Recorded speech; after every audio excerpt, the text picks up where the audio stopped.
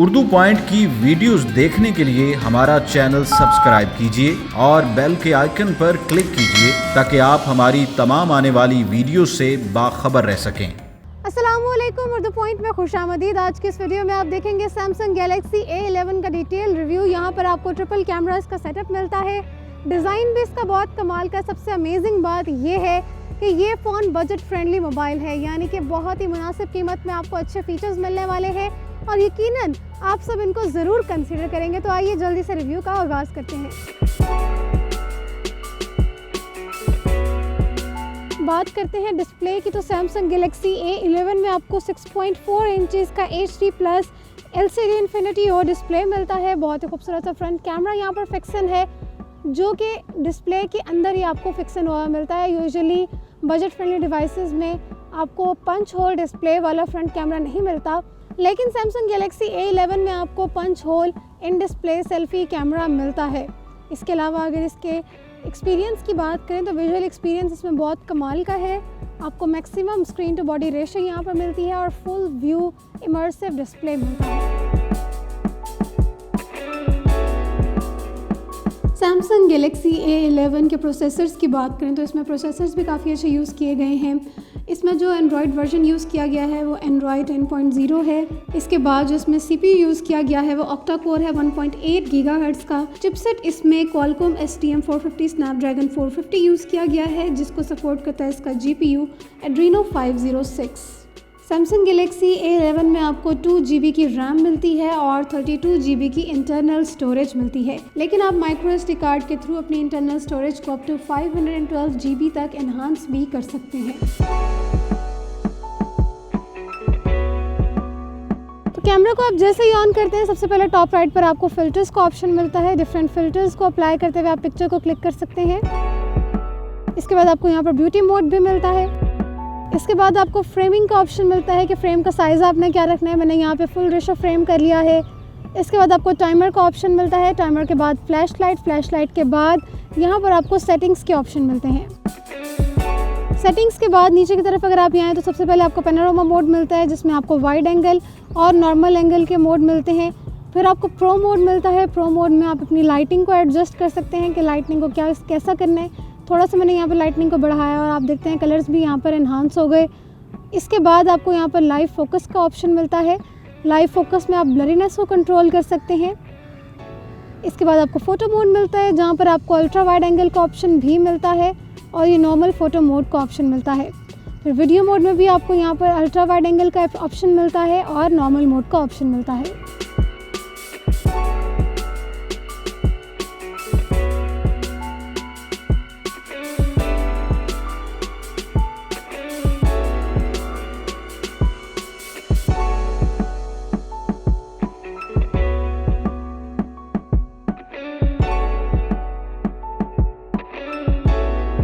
Back camera से ली गई pictures हैं। बैक कैमरा के नॉर्मल फ़ोटो मोड में।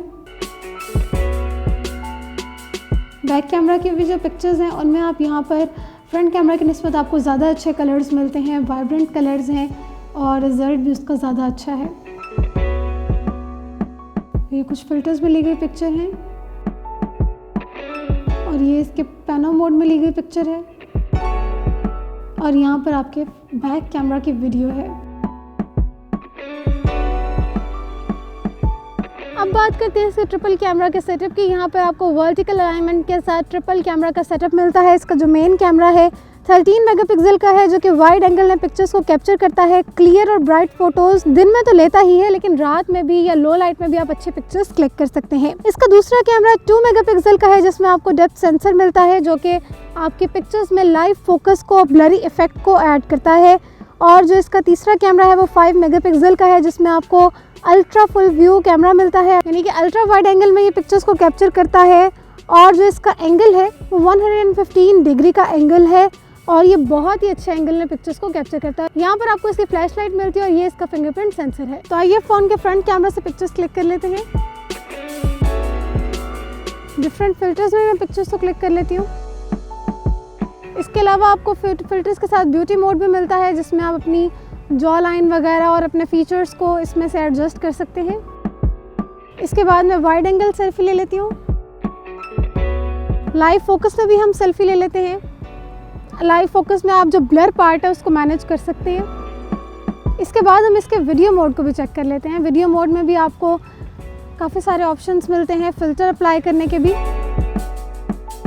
तो फ्रंट कैमरा की वीडियो स्टेबिलिटी भी अच्छी है, कलर कैप्चरिंग भी अच्छी है और एक अच्छी वीडियो आप फ्रंट कैमरा से भी बना सकते हैं। तो फ़ोन की पिक्चर्स का अगर हम डेमो देखें तो इसके जो फ्रंट कैमरा से ली गई पिक्चर्स हैं वो यहाँ पर आपके सामने है। फ्रंट कैमरा से ली गई पिक्चर और ये फ़िल्टर में ली गई पिक्चर है। पिछली पिक्चर इसके नॉर्मल फ़ोटो मोड में ली गई थी। कलर्स काफ़ी अच्छे हैं फ़िल्टर्स में ख़ास तौर पर। इसके अलावा 8 मेगापिक्सल के हवाले से इसकी क्लैरिटी भी काफ़ी अच्छी है।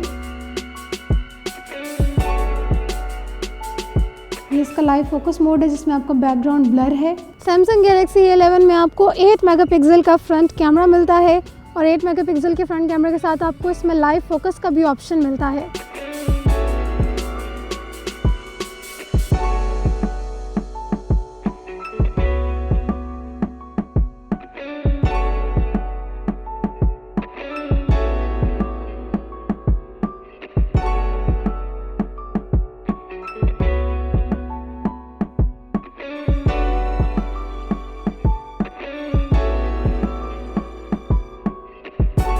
कनेक्टिविटी की बात करें तो फ़ोन में आपको कनेक्टिविटी के तमाम तरह ऑप्शंस मिलते हैं। Wifi direct, Bluetooth, hotspot. इसके अलावा micro USB data cable wire के थ्रू भी आप डेटा ट्रांसफ़र कर सकते हैं। यूज़र इंटरफेस भी इसका काफ़ी फ्रेंडली है। ड्रॉप डाउन मेन्यू में आइकन्स बहुत अच्छे तरीके से डिस्प्ले किए गए हैं और ओवरऑल वर्किंग भी काफ़ी अच्छी है। इसके बाकी फ़ीचर्स की बात करें तो इसमें आपको accelerometer, light sensor, proximity sensor मिलता है। ऑडियो जैक इसका 3.5 mm का है। इंटरनेट की फास्ट वर्किंग के लिए ब्राउज़र इसमें HTML5 यूज़ किया गया है। गेम्स का फीचर बिल्ट इन है और डाउनलोडेबल भी है। और इसके अलावा आपको इसमें active noise cancellation through dedicated mic मिलती है। फ़ोटो और वीडियो एडिटर और डॉक्यूमेंट व्यूअर भी मिलता है। तो आइए फ़ोन के लॉकिंग फीचर्स को चेक कर लेते हैं। सबसे पहले फ़ोन के फेस अनलॉक को देख लेते हैं।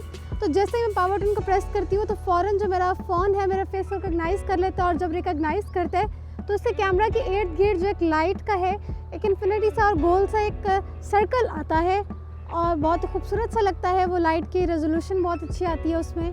फेस अनलॉकिंग आपने देख ली। अब चेक कर लेते हैं फिंगरप्रिंट सेंसर को। तो मैं इसको पावर बटन से बंद कर रही हूँ। फ़ोन मेरा ऑफ है और जैसे ही मैं इसको टच करती हूँ फ़ोन मेरा अनलॉक हो जाता है। सैमसंग गैलेक्सी A11 के बैक डिज़ाइन की बात करें तो ब्लू कलर में इसको आपको बहुत शिमरी सा इफेक्ट मिलता है। अपेरेंटली ऐसा लगता है कि बिल्कुल प्लेन सरफेस है, लेकिन अगर आप इसको थोड़ा सा लाइट में लेके जाते हैं या आप इसको गौर से देखते हैं तो आपको शिमरी सा, शाइनी सा यहाँ पर इफेक्ट मिलता है। नीचे की तरफ यहाँ पर सैमसंग की ब्रांडिंग की गई है। यहाँ पर आपको इसका फिंगरप्रिंट सेंसर मिलता है और यहाँ पर इसके ट्रिपल कैमरास का सेटअप मिलता है। फ़ोन की बॉडी की बात करें तो राइट साइड पर आपको इसके वॉल्यूम बटन्स मिलते हैं और इसका पावर बटन मिलता है। फ़ोन के लेफ्ट साइड पर आपको इसकी सिम ट्रे मिलती है। यूजुअली बजट फ्रेंडली डिवाइसेस में आपको टाइप सी की पोर्ट देखने को नहीं मिलती, बल्कि थोड़े से प्रीमियम और हाई एंड डिवाइसेस में आपको टाइप सी की पोर्ट मिलती है। लेकिन यहाँ पर सैमसंग ने एक बजट फ्रेंडली और एक अफोर्डेबल प्राइस के मोबाइल में भी टाइप सी की पोर्ट प्रोवाइड की है। सैमसंग गैलेक्सी A11 की बैटरी कैपेसिटी की बात करें तो इसमें lipo non removable battery use की गई है जिसकी कैपेसिटी 4000 mAh की है। इसके अलावा ये काफ़ी स्ट्रॉन्ग बैटरी है, पूरा दिन आपको बहुत अच्छा पावर सप्लाई प्रोवाइड करती है।